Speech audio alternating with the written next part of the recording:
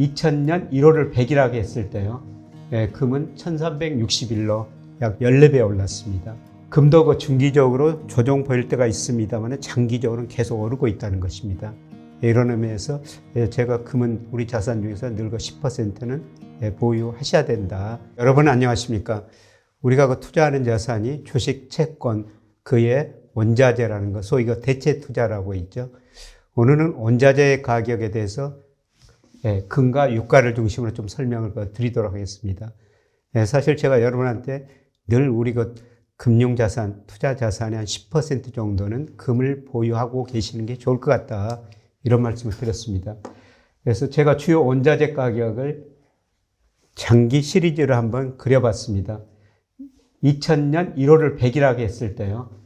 금은 1361로 약 14배 올랐습니다. 그 다음에 은이 한 9배 올랐습니다. 그 다음에 구리가 약간 올랐는데 상승률은 훨씬 낮습니다. 그리고 다른 원자재가 국제 유가도 될 수가 있고요. 대표적으로 WTI입니다. 그 다음에 커피, 옥수수, 대두, 소맥 이런 것들은 보면은 추세가 없어요. 시기에 따라 가지고 올라갔다 내려갔다 상황에 따라 가지고 추세 없이 계속 변동이 왔다는 것입니다. 그러나 물론 금도 중기적으로 조정 보일 때가 있습니다만 장기적으로는 계속 오르고 있다는 것입니다. 이런 의미에서 제가 금은 우리 자산 중에서 늘 10%는 보유하셔야 된다. 그래서 우선 금 가격에 대해서 말씀을 드려보겠습니다.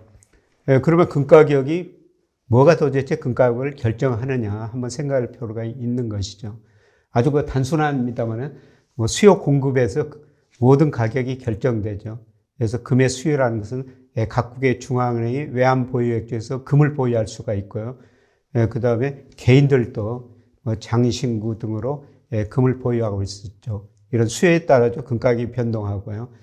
그 다음에 금강에서 금을 얼마나 생산하느냐, 공급 능력에 따라서 금 가격이 변하죠.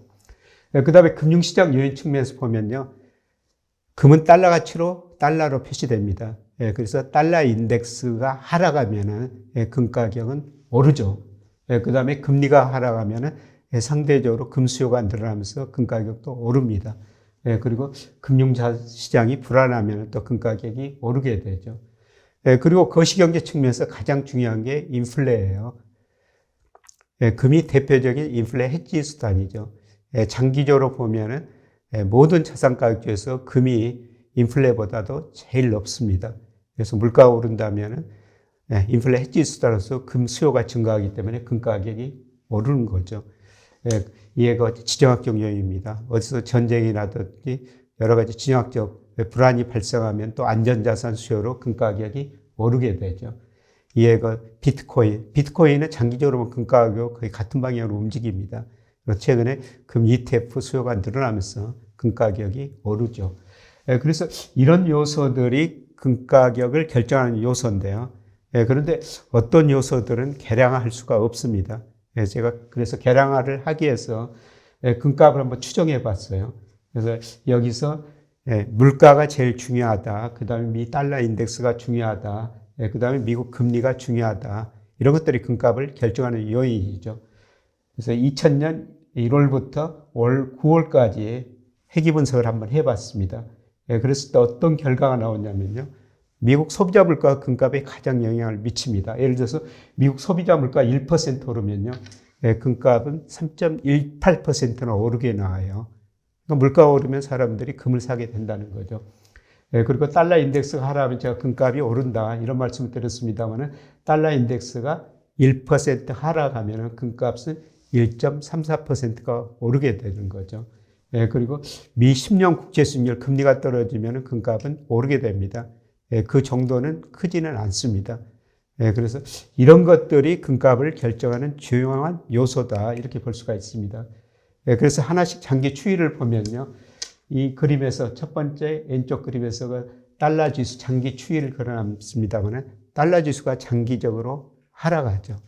그리고 금값은 추세적으로 계속 상승하고 있습니다. 그런데 저는 앞으로도 달러 지수가 더 하락하리라고 보고 있어요. 그 이유는 여러 번 말씀드렸습니다만 세계 경제에서 미국 비중 축소, 미국의 대내 불균형이 너무 심화됐다는 겁니다. 미국의 연방정부 부채 GDP 대비 120%, 그 다음에 대순부채도 80%가 넘습니다. 이런 불균형을 해소하는 과정에서 달러 인덱스가 하락할 수밖에 없다는 것이죠. 그리고 전 세계 중앙은행이 금 보유 비중을 늘리고요. 달러 비중을 줄이고 있습니다. 특히 중국이 그렇게 하고 있죠. 그래서 금 가격은 장기적으로 달러 인덱스 하락하고 오를 수밖에 없다. 그리고 최근에 미국 금리가 올랐습니다만은 저는 내년에 미국 경제가 부분적으로 침체에 빠지리라 보고 있습니다. 금리가 다시 하락할 거라는 거죠. 연준이 이제 금리를 내리기 시작했으면 더 내릴 거라는 겁니다. 그러면 금 가격이 오르고 있죠. 그 다음에 미국의 그 소비자 물가예요. 트럼프 관세 효과 때문에 아마 다른 나라보다 미국 물가는 더 오를 수밖에 없습니다. 그래서 물가 오르면 금값이 오른다. 회귀 분석을 통해서 그 말씀을 드렸는데요. 그래서 최근에 사실 금값이 급등을 했습니다만은 달러 인덱스 하락하고 미국 금리 하락 기대, 그 다음에 미국 물가 상승 기대 이런 것들이 작용한 거죠. 그래서 장기적으로 보면 이런 요소들이 앞으로도 금값 상승 요인이 될 것입니다. 그런데 문제는 이 세 가지 요인만 따져봤을 때요. 금값이 지난 9월 말 현재 거의 35% 정도 가대평가됐었습니다. 그만큼 단기적으로 금값이 많이 올랐다는 것이죠. 뭐 여기다 금 ETF 수요, 그 다음에 중국의 금 수요 증가 이런 것들이 작용했을 것 같습니다만은 그래도 가대평가됐다는 겁니다. 이런 의미에서 보면은 금값이 여기서 쉬지 않고 올라가기보다는 좀 조정을 거칠 거라는 겁니다. 그래서 달러 인덱스가 더 하락하고 미국 금리가 하락하고 그다음에 미국 물가가 오르고 금값이 조정을 보이면은 이 가대평가 정도가 아마 해소되게 될 겁니다. 근데 어떻든 금값은 장기적으로는 오르는데 단기적으로는 이런 금값을 결정하는 경제 변수에서 너무 이로 벗어났다. 조정을 거칠 것이다. 최근에 금값이 하루에 5% 정도 떨어졌지 않습니까? 급락했는데요.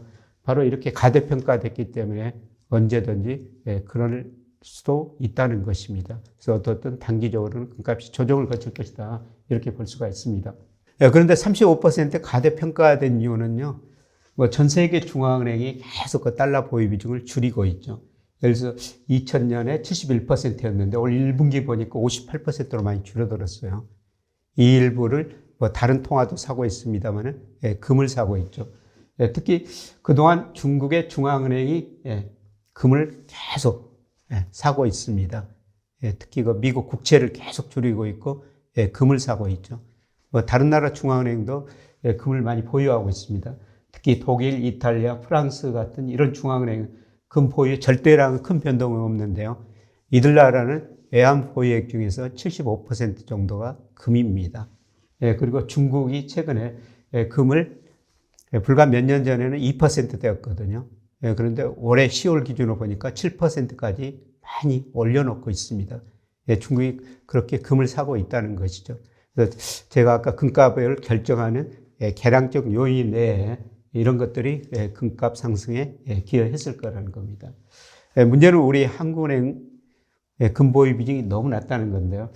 지난 9월 말 현재 우리 한국은행이 우리가 가지고 있는 외환 보유액이 4,220억 달러입니다. 그런데 금은 48억 달러, 1.1%밖에 안 돼요. 우리가 세계 외환 보유액은 10입니다. 금액 기준으로 보면요. 그런데 금은 31위로 금은 상대적으로 덜 가지고 있다는 것입니다. 한국은행 이전에는 금을 샀었어요. 특히 2005년에서 2012년 사이 이때 금값이 많이 올랐었거든요. 이때 금값이 이렇게 오르니까 일부 언론, 일부가 정치인들마저도 한국은행 금 안 사고 뭐 하느냐. 그래서 이때 한국은행이 금을 샀었죠. 마지막 산 시점이 2013년 2월이었었어요. 이때 그 10억 달러 한 번에 샀었죠. 그리고 48억 달러까지 샀는데요. 그런데 한국에 이렇게 금을 사자마자 어떻습니까? 금가격이 급락해 버린 거예요. 그래서 한국에 아마 트라우마가 있지 않을까 그렇게 생각합니다. 그래서 금을 그동안 사지 못한 게 아닌가. 물론 한국은행 측면에서는 금은 유동성이 낮고 그 다음에 이자도 배당도 없다. 그 다음에 뭐 팔기도 쉽지 않다. 뭐 이런 견해를 가지고 있습니다만은 저는 참 아쉬워요. 사실 제가 뭐 일부 언론 칼럼에서도요, 한 군에 금 좀 사십시오. 물론 우리 가게도 금 좀 사십시오. 이런 말씀을 계속 드렸습니다만은, 뭐 이런 식의 금을 사놨다면은, 지금 뭐 금값이 얼마나 많이 올랐습니까? 그런데 1.1%밖에 보유하고 있지 않다는 것은 좀 아쉬운 이런 생각이 듭니다. 중국이 금을 사가지고 금 가격이 많이 올랐다 이렇게 말씀드렸습니다만은, 최근에 금 ETF 수요도 많이 늘어나고 있습니다. 최근 우리 증권사 자료를 보니까요, 우리 노후 자금 준비하면서 최근에는 우리 개인들마저 ETF에 금을 많이 사고 있습니다. 전 세계적으로 금을 많이 사고 있는데요. ETF에 금이 많이 들어오고 있는데, 그런데 그거하고 가장 관계가 높은 게 기대 인플레이션이에요. 앞으로 물가가 오른다면 우리가 금을 살 수밖에 없다는 거죠. 그래서 기대 인플레이션이 올라가면서 금 ETF로 돈이 들어오니까 또 금 수요가 늘어나면서 금 가격이 많이 오른 거죠. 근데 어떻든 이런 여러 가지 요인 때문에 금 가격이 많이 올랐습니다만은, 뭐 이런 모든 요소를 고려하더라도 단기적으로는 가대평가 영역에 있는 것 같습니다.